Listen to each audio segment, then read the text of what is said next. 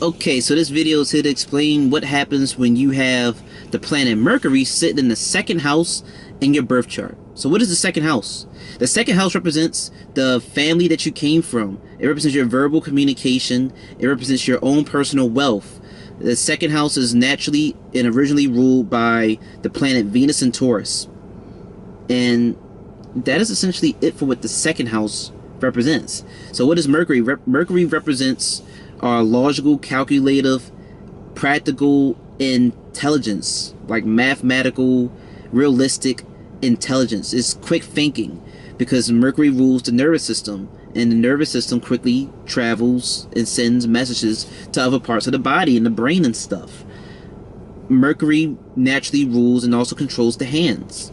So this Mercury represents and illustrates our ability to work skillfully with our hands and to also communicate and stuff.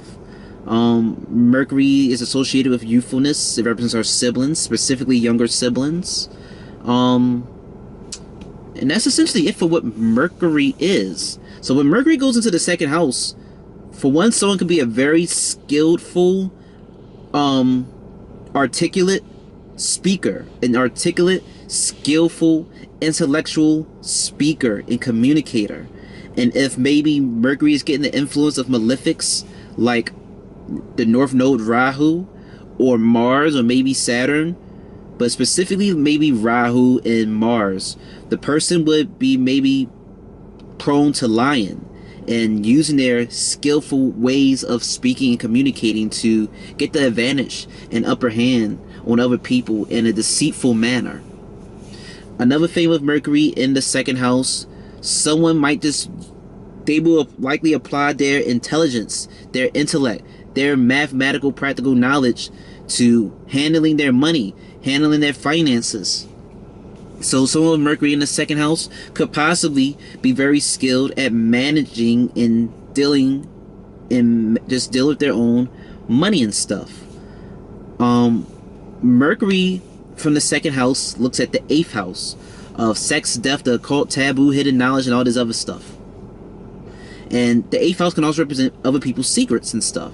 Or in the second house also represents the in-laws in your married life in a sense. So with Mercury sitting in the second house, given its aspect to the 8th house, someone with this position, they could be very curious and keen to want to uncover and learn the secrets of other people.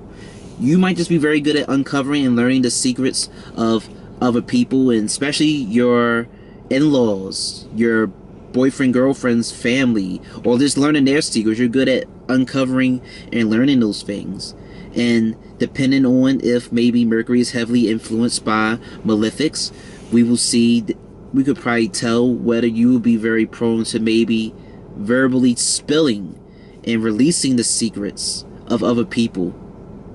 Some of Mercury in the second house, they might want to gain wealth off of other people's secrets or off of learning taboo, secret, hidden things like the occult, like astrology and tarot. Mercury becomes curious because it's looking at the 8th house. It might want to learn about things that other people might not want to explore. But you see, Mercury is very curious and very intellectual.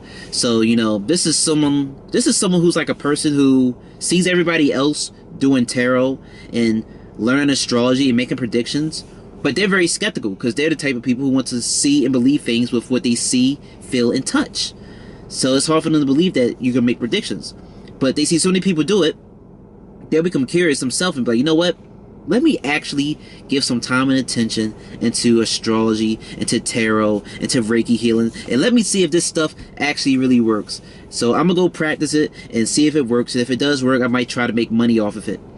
That's like the type of energy that Mercury in the second house has. It becomes curious about the things in relation to the 8th house, which is sex, death, the occult, secrets of other people and stuff. And it's sitting in the second house of your own personal wealth and finances. So you would be someone who would be curious about wanting to maybe learn about those things. And because you're sitting in the second house, which represents your verbal communication, you might want to communicate the secrets that you learn with other people.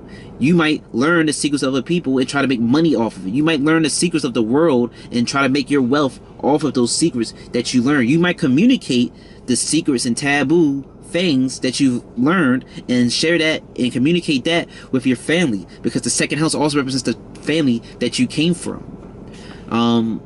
And that is essentially it for what happens if you have Mercury sitting in the second house in your birth chart. I hope this gave you insight and clarity on what to expect if you have Mercury in the second house in your birth chart. Thank you for watching.